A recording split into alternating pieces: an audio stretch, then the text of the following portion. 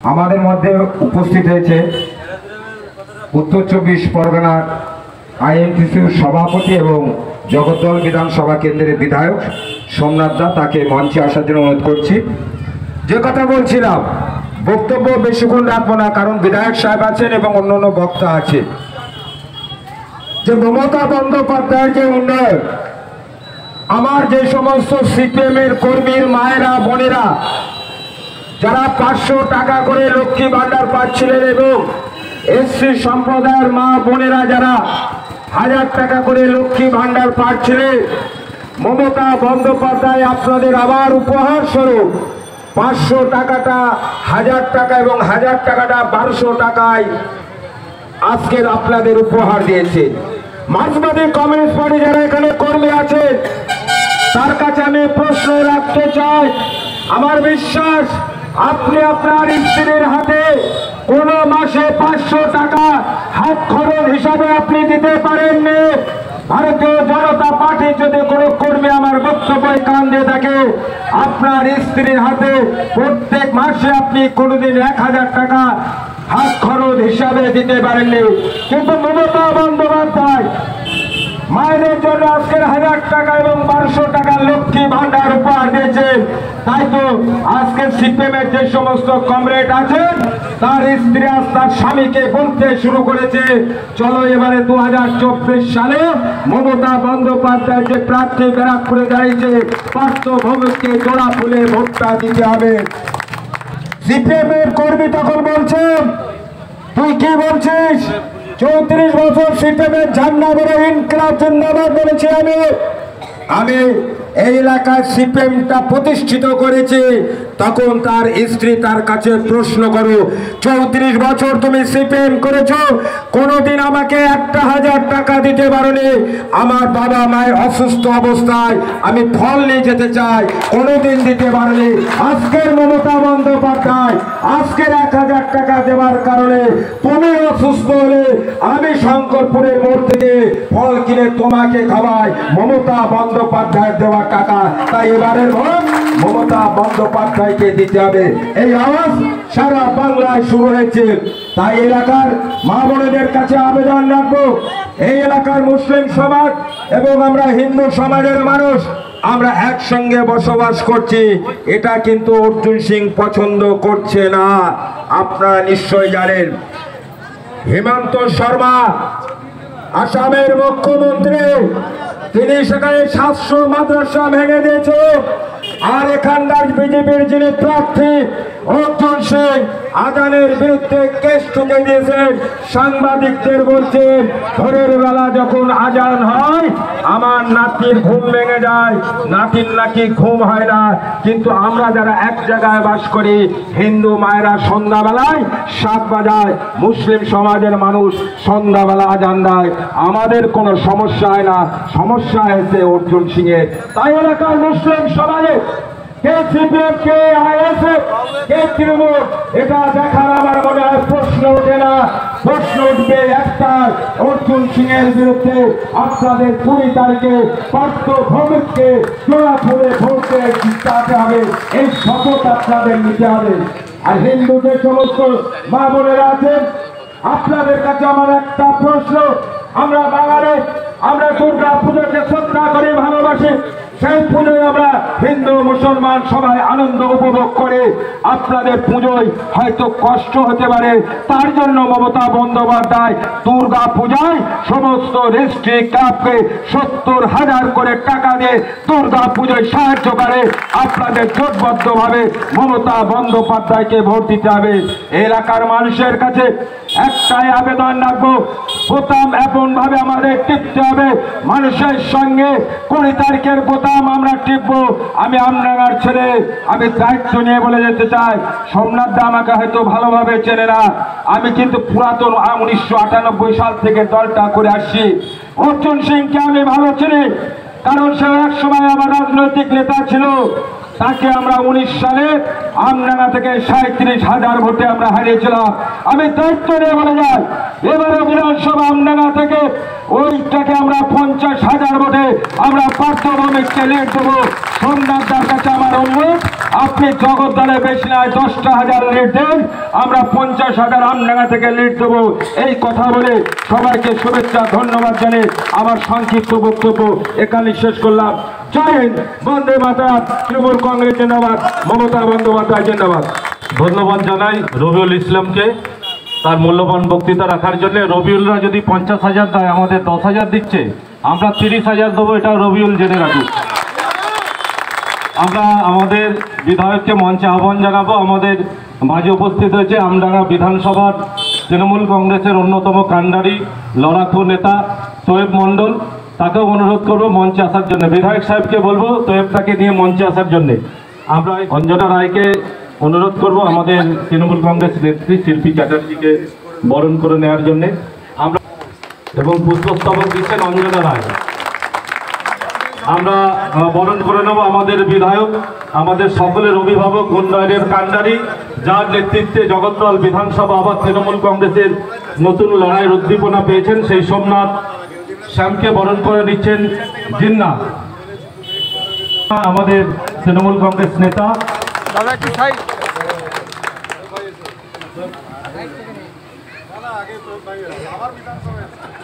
আমরা তোয়েবদাকে বরণ করে নিচ্ছি, আপনারা জোরে একটু করতালি দেবেন।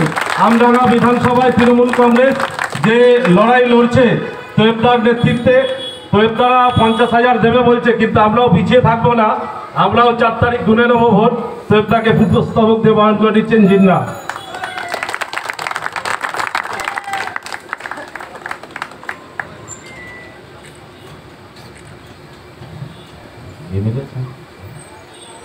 আমাদের এমএলএ কে বরণ করে নিচ্ছেন এবং পুষ্পস্তবক দিয়ে আমাদের জিন্না।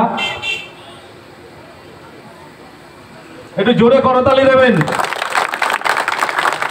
কি আমরা জগদ্দলের মানুষ, দেব তো 30,000? জয় বাংলা। এমএলএ কে কথা দিচ্ছেন তো? আমরা এবারে বক্তৃতা করার জন্য আহ্বান জানাচ্ছি তৃণমূল কংগ্রেসের নেত্রী শিল্পী চ্যাটার্জি মহাশয়াকে। বন্দে মাতরম।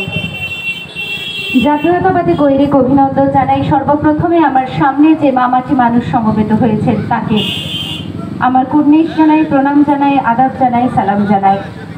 মঞ্চে উপবিষ্ট শ্রদ্ধেয় বিধায়ক থেকে শুরু করে এই সমস্ত বিধানসভার নেতৃত্ববর্গ যারা উপস্থিত আছেন তাদের সকলকে, এবং এখানে উপস্থিত না থাকলেও যার আমন্ত্রণে মূলত এখানে আসা আমার অত্যন্ত প্রিয় ভাই রাজ্য তৃণমূল ছাত্র পরিষদের সভাপতি ছাত্রনেতা তৃণাঙ্কুর, তাকেও আমি আমার আন্তরিক ভালোবাসা জানাই। যে মুহূর্তে আমরা এসে উপবিত হয়েছি লোকসভা নির্বাচনের একেবারে দোরগোড়ায়, এবং যখন আমি এই বিধানসভায় দাঁড়িয়ে আছি আমার খুব ভালো লাগছে যে এখানে যে আদর্শকে রক্ষা করা হচ্ছে সেটা মমতা বন্দ্যোপাধ্যায়ের পতাকার আদর্শ, মমতা বন্দ্যোপাধ্যায়ের চিন্তা এবং চেতনা এবং মমতা বন্দ্যোপাধ্যায়ের ভাবনার আদর্শ। ত্রিবর্ণ রঞ্জিত যে পতাকার একই সঙ্গে জোড়া ফুল, অর্থাৎ ঘাসের উপরে জোড়া ফুল মানে হিন্দু এবং মুসলমান, ঘাসের উপরে জোড়া ফুল মানে একই সঙ্গে রবীন্দ্রনাথ এবং নজরুল, আর খেটে খাওয়া সাধারণ মানুষের প্রতীক চিহ্ন হচ্ছে ওই ঘাসগুলোর। এমতো অবস্থায় দাঁড়িয়ে আমরা যারা ত্যাগ, শান্তি এবং সবুজ শস্য শ্যামলা বাংলার আদর্শে বিশ্বাস করি, তারা আমরা বিশ্বাস করি যে বাংলা সর্বধর্ম সমন্বয়ের দেশ, নানা মত, নানা ভাষা, নানা পরিধানের মধ্যে দিয়ে বাংলার সম্প্রীতিকে রক্ষা করাই আমাদের একমাত্র উদ্দেশ্য, আমাদের লক্ষ্য এবং আমাদের কর্তব্য। এই ভাবনাকে মাথায় রেখে মমতা বন্দ্যোপাধ্যায় আজ থেকে কয়েক বছর আগে তৃণমূল কংগ্রেসের জন্ম দিয়েছিলেন। কিন্তু যতবার আমরা দেখি ইলেকশন আগত হয় ততবার যে দলটা আমাদের কাছে নরখাদক হিসাবে প্রতিপন্ন করে, একদিকে হচ্ছে তৃণমূল কংগ্রেস মধ্যখানে দাঁড়িয়ে থাকে, একদিকে সিপিএম, একদিকে কংগ্রেস এবং একদিকে বিজেপি, যারা রাতের অন্ধকারে কোথাও কোথাও নির্লজ্জভাবে সমঝোতার রাজনীতি করে, কোথাও সিপিএম এবং বিজেপি একসঙ্গে রাতের অন্ধকারে সমঝোতা করে, কোথাও একসাথে তারা রাতের অন্ধকারে কি করে তৃণমূল কংগ্রেসকে বধ করা যায়, কি করে মমতা বন্দ্যোপাধ্যায়কে রদ করা যায়, এই ভাবনায় ভাবিত হয়।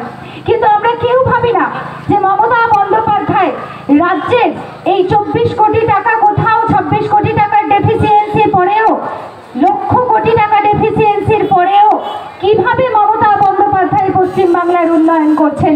আমরা কেউ একবারও জানতে চাই না যে সারা বাংলা জুড়ে 3.5 কোটি মানুষকে ডাইরেক্ট RKSY1 আর RKSY2 এর মাধ্যমে রেশন দেন মমতা বন্দ্যোপাধ্যায়।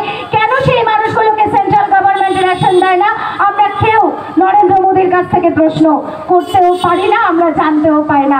কারণ নরেন্দ্র মোদী এতবার নির্বাচনে প্রতিদ্বন্দ্বিতা করার পরেও, এতদিন ধরে ক্ষমতায় থাকার পরেও তার ক্ষমতা হয়নি, কলিজার সেই জোর তৈরি হয়নি যে একবারও প্রেস মিডিয়ার সামনে বাইট দেওয়ার যে মমতা বন্দ্যোপাধ্যায়ের পরিবর্তে যারা দুর্নীতি দুর্নীতি দুর্নীতি করে চিৎকার করে তারা ভারতবর্ষের পশ্চিমবাংলার মধ্যে 3.5 কোটি মানুষকে ডাইরেক্টলি রেশন দেয় না। কেন?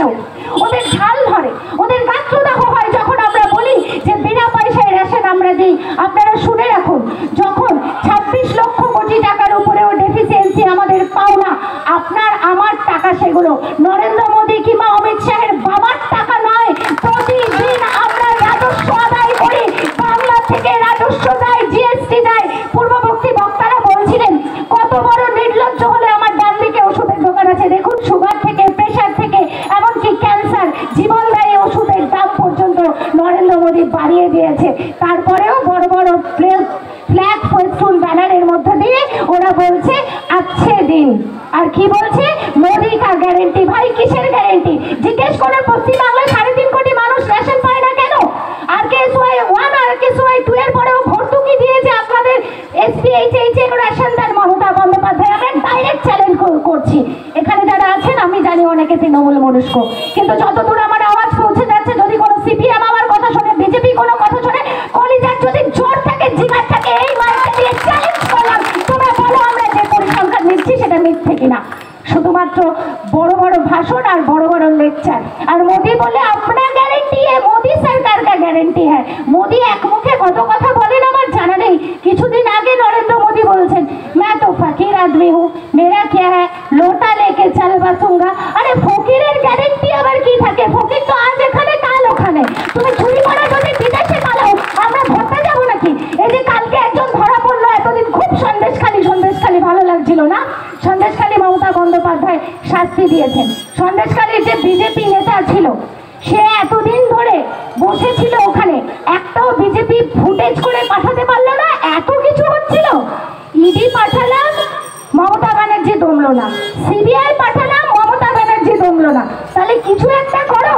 তাই গতবারের নির্বাচনের সময়ে যেমন ওদের গিমিক ছিল পুলওয়ামা, এবারের গিমিক তৈরি করেছে সন্দেশখালি। এতে বাংলার মানুষ পা দেবে কিনা সেটা আপনারা বিচার করবেন। বড় বড় ভাষণ, বড় বড় কথা বলো। ওদিকে আপনাদের সন্দেশখালিতে বিজেপির লোক রয়েছে, CPM এর লোক রয়েছে, যাদের সঙ্গে আলিমুদ্দিন স্ট্রিটে আর ওই গাদ্দার শুভেন্দু অধিকারী ডাইরেক্ট যোগাযোগ। এতদিন তো একবারও মুখ খুললেন না। ঠিক নির্বাচনের আগে মানুষকে ভুল বোঝানোর রাজনীতি খুব করতে ভালো লাগে। তৃণমূল কংগ্রেসের তো এত ফ্ল্যাগ ফেস্টুন ব্যানার লাগানোর পয়সা নেই। আর ওরা কি বলে, हम राम को लाया है तो अपना भी उम्मीद है कि आप लोग हमको लाएगा। भाई राम के কে নিয়ে এসছে?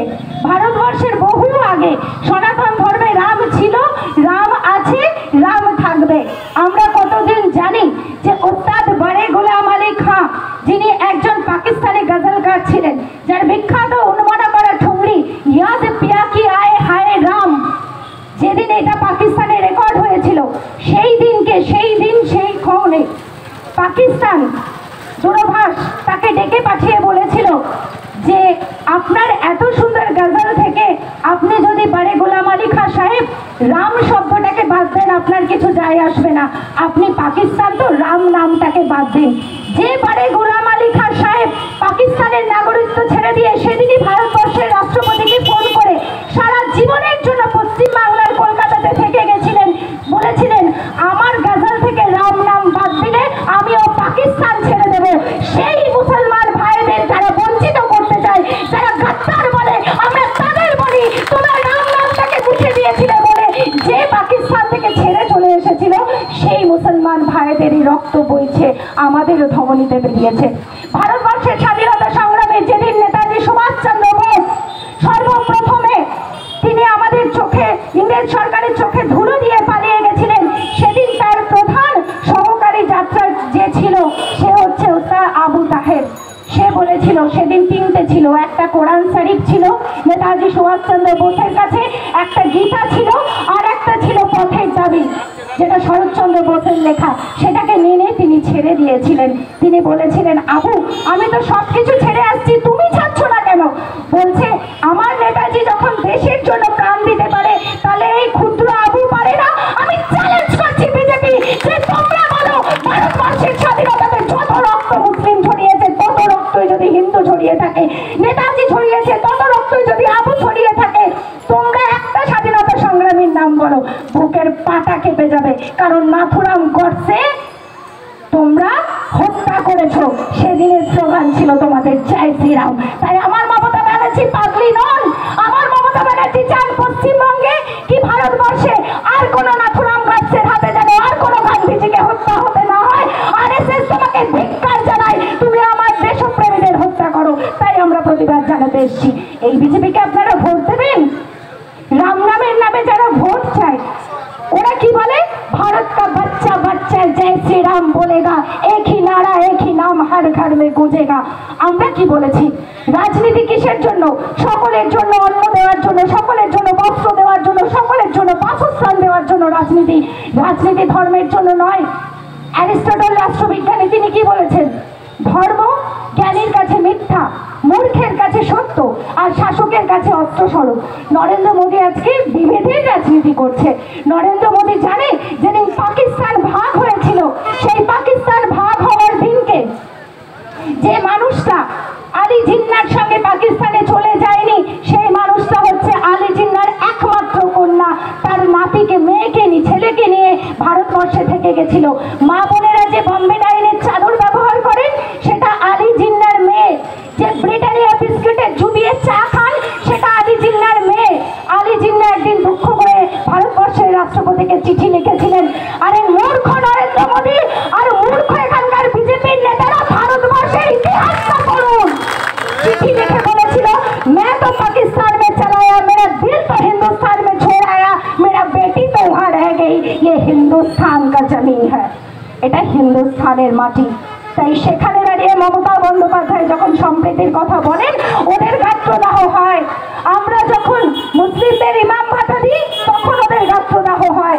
আমরা যখন পুরোহিতদের ভাতা দিই, তখন ওদের গাত্রদাহ হয়। আর ওই বিজেপির দালালগুলো যেগুলো এসে এখন জুটেছে, কয়েকদিন আগে 52,000-এর চাকরি কলমের খোঁচায় কেড়ে নিচ্ছিল যে জাস্টিস গাঙ্গুলি ভারতবর্ষের বিচার ব্যবস্থাটাকে প্রহসনে পরিণত করেছে। আজকে ওরা বলছে আমরা চাকরি দিতে পারি না। আরে ভাই, চাকরি যদি না দিলাম, তাহলে 16 সালে রিক্রুটমেন্ট ক্যান্সেল করলে কি করে? অপদার্থ জবাব দাও। চাকরি যদি দিতে পারি না, তাহলে জাস্টিস গাঙ্গুলি কাদের খারিজ করছিল? কল্যাণ বন্দ্যোপাধ্যায় লড়ে সেটা আদায় করে নিয়ে এসছেন। বর্তমানে তিনি শ্রীরামপুর লোকসভা কেন্দ্রের প্রার্থী। অপদার্থ জাস্টিস গাঙ্গুলি বিজেপির দালাল, জবাব দাও। তোমাকে মিডিয়ার সামনে কোশ্চেন করা হচ্ছে যে গডসে না নাথুরাম, তুমি ভারতবর্ষের বিচারাধীনে বসে বলছো, আমাকে ভেবে উত্তর দিতে হবে। কত বড় বিজেপি দালাল পুষেছে। তাহলে দালাল বিজেপি, তোমাকে আমরা প্রশ্ন করতে চাই, ইডি কিনছো, সিবিআই কিনছো, তোমরা কোর্ট কিনে নেওয়ার চেষ্টা করছো, আর মমতা বন্দ্যোপাধ্যায়কে দমাতে পারছো না। না, কারণ মমতা বন্দ্যোপাধ্যায় সিঙ্গুর, ভাঙর, নন্দীগ্রাম, সাইবাড়ি, রাইলা, মরিচছাটি, কোনায় কোনায় পশ্চিমবঙ্গের রক্তপাত দেখেছে। রাজনৈতিক সন্ন্যাসী বলে গদ্দার শুভেন্দু নিজেকে। রাজনৈতিক সন্ন্যাসী কে জানেন? মমতা বন্দ্যোপাধ্যায়। আমার মা বোনেরা বসে আছেন, মনে হয় না কেন লক্ষ্মীর ভান্ডারের 1000 টাকা মা বোনেদের মমতা বন্দ্যোপাধ্যায় দিচ্ছেন? শুনে রাখুন, 5 ভাইয়ের সংসারে একমাত্র মেয়ে, দুধের ডেয়ারি ফার্মে বাড়ি বাড়ি দুধ বিক্রির কাজ করতেন। আরে গদ্দার নরেন্দ্র মোদী, তুমি দেশ বিরোধী, ভারতবর্ষ বিরোধী। তুমি কোন স্টেশনে চা বিক্রি করতে আমার জানা নেই, কিন্তু আমার মমতা বন্দ্যোপাধ্যায় দুধের যে ডেয়ারি ফার্মে কাজ করতো, সেটা কলকাতার বুকে এখনো আছে। তাই চটি ফটাস ফটাস করা ওই মেয়েটা যেদিন জীবনের 21 বছর বয়সে সব রং ত্যাগ করে দিয়ে সাদা শাড়ি আর ইঞ্চি পার্কে বেছে নিয়েছিল, এমনি এমনি বেছে নেয়নি বন্ধুরা। নিয়েছিল যে কারণে, আমার মা বোনেদের উদ্দেশ্যে বলছি, যত দূর পর্যন্ত আওয়াজ পৌঁছে যাচ্ছে প্রত্যেকের উদ্দেশ্যে বলছি, যে কারণে বেছে নিয়েছিল সেটা হচ্ছে, আজ থেকে 30-35 বছর আগে তাকান, এই প্রত্যন্ত গ্রামের কোনো অঞ্চলে রঙিন শাড়ি পরে আমার বিধবা মায়েদের ঘোরার অধিকার ছিল না। তাই পশ্চিমবাংলার কোনায় কোনায় হারমাত বাহিনীদের অত্যাচারে যাদের অল্প বয়সে সিঁথির সিঁদুর মুছে গেছে, যাদের কোলের লাশ কাঁধে নিয়ে মমতা বন্দ্যোপাধ্যায়কে ডুকরে কেঁদে উঠতে হয়েছে, যে মেয়েরা অকালে সন্তান হারানোর যন্ত্রণায় ছটফট করতে করতে জীবনের সব রং বিসর্জন দিয়েছে, দুর্গাপুজোয় রঙিন শাড়ি পরেনি, ঈদের দিন কাচের চুড়ি হাতে দেয়নি, মমতা বন্দ্যোপাধ্যায় বলেছেন আজ থেকে আমিও জীবনের 21 বছর বয়স থেকে সব রং ত্যাগ করে সাদা শাড়ি বেছে নিলাম। ধনিয়াখালীর সাদা চটি একটা আর 450-500 টাকার তাঁতের শাড়িতে। তাই তালির চালে থাকা মমতা বন্দ্যোপাধ্যায়কে ইডি সিবিআই দেখানো যায়, কিন্তু কলিজার দম থাকলে আজও তোমরা অ্যারেস্ট করতে পারো না। অভিষেক বন্দ্যোপাধ্যায়কে ধমকে চমকে রাখা যায়। 9 ঘন্টা সিবিআই এর সামনে মাথা উঁচু করে বেরিয়ে আসা অভিষেক যখন প্রকাশ্য রাস্তায় দাঁড়িয়ে বলে যে 1 টাকার দুর্নীতি প্রমাণ করলে আমি 3 মাস তার মোড়ে দাঁড়িয়ে ফাঁসির মঞ্চ বরণ করে নেব, কোনো নেতার সাহস হয় না অভিষেকের দিকে আঙুল তোলার। তাই চোর বলা অনেক সোজা। আমরা বলি মেহুল চোকসি থেকে বিজয় মালিয়া কিংবা কালকের প্রতীক বিদেশে চলে গেছে, ধরে আনো নরেন্দ্র মোদী, তারপর তৃণমূলকে চোর বলবে যদি তোমাদের কালিজার দম থাকে। বড় বড় ভাষণ জানেন রাজনৈতিক সন্ন্যাসিনী মমতা বন্দ্যোপাধ্যায়, আমরা যখন বলেছিলাম বাংলার গর্ব মমতা, ওরা বলেছিল বড় বড় ভাষণ দিয়েছিল, বলেছিল বাংলায় আর কেউ নেই। সিপিএম এর আমলে 24% বিধবা বিবাহ ছাড়াও বাল্য বিবাহ হতো 24%। সেই 24%কে 25,000 কন্যাশ্রীর মধ্যে দিয়ে যে মানুষটা বন্ধ করে দিয়েছে তার নাম হচ্ছে মমতা বন্দ্যোপাধ্যায়। মহামতি গোখলে বলতেন what Bengal things today India things tomorrow. সেই আদর্শকে সামনে রেখে 25,000 টাকা কন্যাশ্রী, পরবর্তী ক্ষেত্রে 18-র পরে রূপশ্রীর মধ্যে দিয়ে বাল্য বিবাহকে প্রতি ঘরে বন্ধ করে দিয়েছে যে সেই মানুষটার নাম মমতা বন্দ্যোপাধ্যায়। সেই মানুষটা চোর, তার দলের লোকেরা চোর, আর তোমাদের দলবন্ধু রাজনৈতিক লোকে এসব সাধু না। চ্যালেঞ্জ থাকলে এই মাইকটা ছুড়ে দিচ্ছি, বিজেপি দম থাকলে বলো, আমরাও লিস্ট বের করে দিচ্ছি। শুধু আমরা প্রকাশ করতে পারি না কেন? কারণ আমাদের সম্বল হচ্ছে এই হ্যান্ড মাইকটা, সামনে জনতা আর সামনে একটা স্ট্রিট পোস্টের লাইট। কারণ আমরা মিডিয়া কিনতে পারি না, আমরা তাই বড় বড় ভাষণও দিতে পারি না, বক্তৃতাও দিতে পারি না। বলার অনেক কিছু আছে। জীবনের অল্প বছর বয়সে ইংরেজদের অত্যাচারে দাঁড়িয়ে যে মানুষটা 52 জনকে উলঙ্গ করে মারা হয়েছিল, তাদেরকে প্রকাশ্য রাস্তায় হাঁটানো হয়েছিল, পরাধীন ভারতবর্ষে দাঁড়িয়ে বাপুজি সেদিন ডুকরে কেঁদে উঠেছিল যে দেশের মানুষের লজ্জা আমি রক্ষা করতে পারি না, সুতরাং আমার কোনো অধিকার নেই বস্ত্র পরার। তাই আমিও আজ থেকে শুধুমাত্র লেংটি পরিধান করলাম।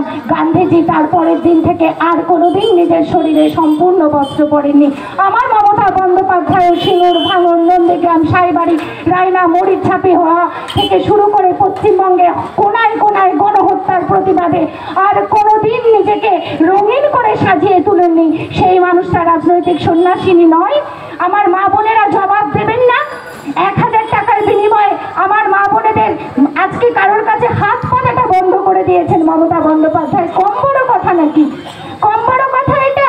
আর তোমরা বলছো লক্ষ্মীর ভান্ডার এলে ভিক্ষে দিচ্ছি আমরা, তোমরা বলছো লক্ষ্মীর ভান্ডারে আমরা বন্ধ করে দেবো। আপনারা বলুন তো, আমি মহিলাদের কথা ছেড়ে দিলাম, এখানে যতজন জমায়েত করেছেন একটা হাতও তুলুন তো, আপনারা চান লক্ষ্মীর ভান্ডার বন্ধ হয়ে যায়? আরে বিজেপি, আরে সিপিএম, আমাদের কাছে লিস্ট আছে। কটা বিধায়কের কাছে তোমরা গিয়ে অ্যাপ্লাই করো কন্যাশ্রীর জন্য, রূপশ্রীর জন্য, সবুজ সাথীর জন্য। আমরা মমতা বন্দ্যোপাধ্যায় দল দুর্বল নয়, কারণ যেদিন আমরা পাওয়ারে এসেছিলাম সেই 2011 সালের একটা কথা আমরা মায়ের ভুলিনি। আমরা বদলা নয় বদল চাই। সেই কথাটার জন্য অনেক বুকের জ্বালার পরেও আমরা চুপ করে থাকি। কিন্তু যেই হোক, এখানে বিজেপির কোনো হনু কিংবা সিপিএম এর অন্য কেউ, তোমরা তৃণমূল কংগ্রেসকে দুর্বল ভেবো না। তৃণমূল কংগ্রেসের প্রতিবাদ করতে মেয়েরাই যথেষ্ট, তৃণমূল কংগ্রেসের প্রতিবাদ করতে ছাত্ররাই যথেষ্ট, যুবরাই যথেষ্ট। মাদার তো অনেক পরে লিস্ট বের করবো কটা বিজেপির বাড়িতে, কটা সিপিএম এর বাড়িতে লক্ষ্মীর ভান্ডার ঢুকছে। কাজে আমরা কেন বলি না? কারণ মমতা বন্দ্যোপাধ্যায় এই আদর্শই আমাদের রাজনীতি করেন না। মমতা বন্দ্যোপাধ্যায় বলেন যখন আমি উন্নয়ন করব, যখন তোমরা উন্নয়ন করবে, তখন কোনো রং দেখবে না। তাই যাই হোক, আমার মাকে আক্রমণ করতে এসো না, কারণ বুকে ওপেন হার্ট সার্জারি, মাথাটা কয়েকদিন আগে ভেঙেছে, কোমরের হাড় সরেছে। মমতা বন্দ্যোপাধ্যায় 42টা মাথায় সিপিএমের আমলে দেওয়া স্টিচ। বক্তব্য সংক্ষিপ্ত করতে হবে, বলার অনেক ভাষা আছে, বলার অনেক তথ্য আছে। এমএলএ সাহেব বসে আছেন, পরবর্তী বক্তারা আছেন। তাই সেই মাটা যে 42টা স্টিচ মাথায় নিয়ে, তারপরে কয়েকদিন আগে 6টা সেলাই মাথায় নিয়ে, যে মানুষটা বুকের সার্জারি নিয়ে, পা পায়ে প্লেট বসানো, হাতের কুনোয়ে প্লেট বসানো, সেই অবস্থায় নবান্নের বিনিদ্র রাত জাগেন। যখন আমফানে তিনি গন্ডি কাটেন, যখন করোনার লকডাউনে তিনি গন্ডি কাটেন, আমফানে তিনি ঝড়ের মধ্যে বিনিদ্র রাত জাগেন, সেই মমতা বন্দ্যোপাধ্যায়কে চোর বলতে এসো না। তার দলে যদি কোনো পচা আম থাকে, সেই পচা আমগুলো যখন মমতা বন্দ্যোপাধ্যায় ছুঁড়ে ছুঁড়ে ফেলে, তোমরা পার্টি নিয়ে বসে থাকো দল থেকে কে এলো সেটা দেখার জন্য। তাদেরকে নিজের দলের লিডার বানিয়ে দাও, আর তাদেরকে লেলিয়ে দাও তৃণমূল কংগ্রেসের পিছনে। আমরা তৃণমূল কংগ্রেস রক্তবীজের বংশধর, যেখানে এক ফোঁটা তৃণমূল কংগ্রেসের রক্ত পড়বে, হাজার হাজার তৃণমূল কংগ্রেসের কর্মীরা গজিয়ে উঠবে, তারা গর্জন করবে, আওয়াজ তুলবে, বলবে আমরা মমতা বন্দ্যোপাধ্যায়ের সঙ্গে আছি। দিদি তুমি এগিয়ে চলো, আমরা তোমার সাথে আছি। তাই কন্যাশ্রী মানে মহিলাদের আত্মসম্মান, যুবশ্রী মানে মহিলাদের অল্প বয়সে রান্নাঘর থেকে নিষ্কৃতি, তাই যুবশ্রী মানে মহিলাদের সঙ্গে সঙ্গে পুরুষদের উন্নয়নের কর্মসূচির কথা আমরা যখন সিভিক ভলেন্টিয়ার থেকে শুরু করে আশা কর্মী নিযুক্ত করেছি, তখন তোমরা একের পর এক চাকরি ছিনিয়ে নিয়েছো। কটা সেন্ট্রাল গভর্নমেন্টের চাকরি দিয়েছো? আজকে পেটের লাথি মারার কথা বলে কলমের খোঁচায় বিচার ব্যবস্থাকে প্রহসনে পরিণত করতে খুব ভালো লাগে, চাকরি নিতে খুব ভালো লাগে, দিতে বড় ব্যথা লাগে। মমতা বন্দ্যোপাধ্যায় দিয়ে দেখিয়েছেন। সাহস থাকলে আজকের এই সভার পরে কন্ডেম করে আমার বক্তব্যগুলো, কিংবা পরবর্তী বক্তা পূর্ববর্তী বক্তাদের কন্ডেম করে, সাহস থাকলে এক একটা পয়েন্ট ধরে বিজেপি চ্যালেঞ্জ করছি বক্তব্যের বিরুদ্ধে, বলে দেখাও। তারপরে জানবো বুকের পাটা আছে। শুকনো ফাঁকা আওয়াজে কোনো উন্নয়ন না করে বড় বড় ভাষণ দিতে খুব ভালো লাগে। দেশের জিডিপি তলায় গিয়ে পৌঁছেছে। তোমরা বলছো মধ্যবিত্তদের দেখবে না। মধ্যবিত্ত যারা কারা? যাদের বাড়িতে 10 থেকে 12,000 টাকা ইনকাম, তারাও তো নিম্ন মধ্যবিত্ত। তাদের দেখবে না। নরেন্দ্র মোদী যাবে কোথায়? কি করে খালি ওই শিল্পপতিরা আরো বড় লোক হবে, সেই অবস্থায় তোমরা নিজেদের দেশটাকে নিয়ে যাচ্ছ। সমস্ত দেশীয় সম্পত্তি বিকিয়ে দিচ্ছ। মানুষ যাবে কোথায় ভেবেছো? রেল বেসরকারীকরণ, ট্রেন বেসরকারীকরণ, সমস্ত ব্যাংক বেসরকারীকরণ, সমস্ত কিছুর পর বেসরকারীকরণ করে দিয়ে আমাদের সরকারটাকেই বিদেশের হাতে কোনোদিন তুলে দেওয়া থেকে যদি বাঁচাতে কেউ পারে, যদি পথ দেখাতে পারে, স্বাধীনতা আন্দোলনে যেমন পথ দেখিয়েছিল আমার বাংলা, এবারও এই লোকসভা নির্বাচনে মোদীকে ছুঁড়ে ফেলে দিয়ে পথ দেখাবে বাংলা, এ আমার দৃঢ় বিশ্বাস। তাই এই অঞ্চলের মানুষের কাছে যদি সুযোগ পাই, আবার আমার বুকের মধ্যে চাপা কষ্টগুলোর কথা, জমে থাকা কষ্টগুলোর কথা বলবো। সিঙ্গুর আন্দোলন যখন হয় তখন আমি অনেক ছোট, আমি দেখেছি অভিষেক দাকে মাথার মধ্যে জলপট্টি দিতে, মমতা বন্দ্যোপাধ্যায়কে নিথর দেহে বসে থাকতে। দাদারাও দেখেছেন, আপনারাও অনেকে লড়াইয়ের সঙ্গী, তারাও দেখেছেন হয়তো। তাই সেই মমতা বন্দ্যোপাধ্যায় যে বাংলার 10 কোটি মানুষের আবেগ, সেই মমতা বন্দ্যোপাধ্যায় যার আঁচলটা আমাদের কাছে শরতের মেঘমুক্ত আকাশের মতোই শুভ্র, যে মমতা বন্দ্যোপাধ্যায় হাওয়ায় চটিতে চটি ফাটাস করে করে বিশ্বজননী আমার, তিনি যখন আমার বাংলায় ওই আরামবাগ কিংবা গোঘাটের বন্যায়, এই অঞ্চলে কিংবা এই অঞ্চলের বন্যায় চটি তুলে হাঁটুর উপরে শাড়ি গুটিয়ে জলে নামেন, তার আওয়াজ আর মধুরতা, আর সে যখন ইউনেস্কোতে পুরস্কার নিতে যায়, সেই চটি ফটাসের মধুরতা আমাদের কাছে বড়ই মধুর, বড়ই শান্তির। কারণ মমতা বন্দ্যোপাধ্যায় আছে বলে এই সম্প্রীতির বাংলায় চেয়ারে একসঙ্গে আমরা বসে থাকতে পারছি। আরে মুসলিম ভাইদের কথা তো বাদই দিলাম, তোমরা তো বিজেপি ভারতের রাষ্ট্রপতিকেই রাম মন্দিরে ঢুকতে দাওনি, তিনি দলিত সম্প্রদায়ের বলে। তোমরা আবার হিন্দু মুসলমানের কথা বলো। তোমরা অমিত শাহকে ঈদ পূজার সময় ডাকনি রাম মন্দিরে, কারণ সে দলিত সম্প্রদায়ের বলে। তোমরা আবার হিন্দু মুসলমানের কথা বলো, হিন্দুত্বের কথা বলো। তাই রাম নামের স্লোগান আমরা অনেক আগে থেকে দিয়েছি। মন্দিরে বসে দিয়েছি, রাস্তায় বসে দিইনি। ওই যে বললাম, আমরা বলেছি যে ধর্ম হোক যার যার, উৎসব হোক সবার। রানী রাসমণি শিখিয়ে গেছেন, যেদিন তিনি রানী রাসমণি দক্ষিণেশ্বরের মন্দিরটা প্রতিষ্ঠা করেছিলেন, তার পাশেই একটা মসজিদ ছিল। মসজিদের ইমাম সাহেবরা গিয়ে বললেন, মা তুমি মন্দির করেছো, তিনি রানী মা, আমার মসজিদটা কি সরিয়ে নেব? বললেন না, সন্ধ্যেবেলা আমার মায়ের শঙ্খ আর ঘণ্টার ধ্বনির সঙ্গে তোমার আজানের ধ্বনিও মিশে যাবে। এই ভারতবর্ষকে, এই বাংলাকে পথ দেখিয়েছিলেন সেদিন রানী রাসমণি। বলেছেন দক্ষিণেশ্বরের পাশে দেখবেন মসজিদটা আজও আছে, মিথ্যে কথা আমরা বলি না। সেই মন্দির আর মসজিদে যদি একই সঙ্গে আওয়াজ তোলে, তাহলে আমরাও তোমাদের রুখব বিজেপি। যে ধর্মের নামে বিভেদ করে তোমরা মতুয়াদের আলাদা করে দাও, যে ধর্মের নামে বিভেদ করে তোমরা এসসি/এসটিদের আলাদা করে দাও, যে ধর্মের নামে বিভেদ করে তোমরা মুসলিম সমাজকে আলাদা করে দাও, যে ধর্মের নামে বিভেদ করে তোমরা জয় শ্রীরাম স্লোগান দিয়ে গুজরাট গোদরায় মুসলিম ভাই বোনেদের রক্তলীলা ঘটিয়েছিলে, যে জয় শ্রীরাম স্লোগানে তোমরা উত্তরপ্রদেশে একটা দলিত মেয়ের বস্ত্র কেড়ে নিয়ে তাকে পুড়িয়ে মেরেছিলে, সেই জয় শ্রীরাম স্লোগানে আমরা ভয় পাই। কিন্তু এই স্লোগান সবচেয়ে বেশি যে দেয় সে তো আমরাই। কারণ আমরা যখন রাম মন্দির প্রতিষ্ঠা করার পাশাপাশি, আপনারা কতজন জানেন যে মমতা বন্দ্যোপাধ্যায় ঈদের দিনের আগে যেমন একদিন রোজা রাখেন, সেরকম মমতা বন্দ্যোপাধ্যায় 52 একর জমি দান করেছেন ইসকনকে মন্দির তৈরি করার জন্য। মমতা বন্দ্যোপাধ্যায় দীঘাতে জগন্নাথ মন্দির তৈরি করছেন। আমরা সেগুলো নিয়ে রাজনীতি করি না, কারণ এগুলো রাজনীতির সাবজেক্ট নয়, এগুলো রাজনীতির বিষয় নয়। রাজনীতি মানে ওই মানুষটাকে আমি রেশন দিয়েছি কিনা, রাজনীতি মানে ওই মানুষটার মাথার উপর ছাদ আছে কিনা। তাই এই অঞ্চলে কত মানুষের মাথার উপরে ছাদ দিয়েছো তোমরা বিজেপি, উত্তর দাও। কেন তার টাকা দিয়ে উপরে আছে তার উত্তর দাও। তারপর ধর্ম নিয়ে রাজনীতি করতে আসো। আমার বাংলায়, সম্প্রীতির বাংলায় আমরা ঐক্যকে রক্ষা করব, সংঘবদ্ধভাবে আমরা ভারতবর্ষকে রক্ষা করব, ভারতবর্ষের হিত গৌরবকে পুনরুদ্ধার করব। আর ওই রাক্ষস নরেন্দ্র মোদীর হাত থেকে ভারতবর্ষকে বাঁচিয়ে আমরা ভারতবর্ষের দ্বিতীয় মুক্তি সূর্যকে উদয় করব। এই হোক আমাদের এই মঞ্চ থেকে দৃঢ় অঙ্গীকার। তাই আগামী লোকসভা নির্বাচনে পার্থ ভৌমিককে আপনারা বিপুল ভোটে জয়ী করাবেন, এই আশা নিয়ে আমি আমার বক্তব্য শেষ করছি। জয় হিন্দ, বন্দে মাতরম। মমতা ব্যানার্জি জিন্দাবাদ, অভিষেক ব্যানার্জি জিন্দাবাদ, মামাটি মানুষ জিন্দাবাদ, এই অঞ্চলের সুধী নাগরিক জিন্দাবাদ।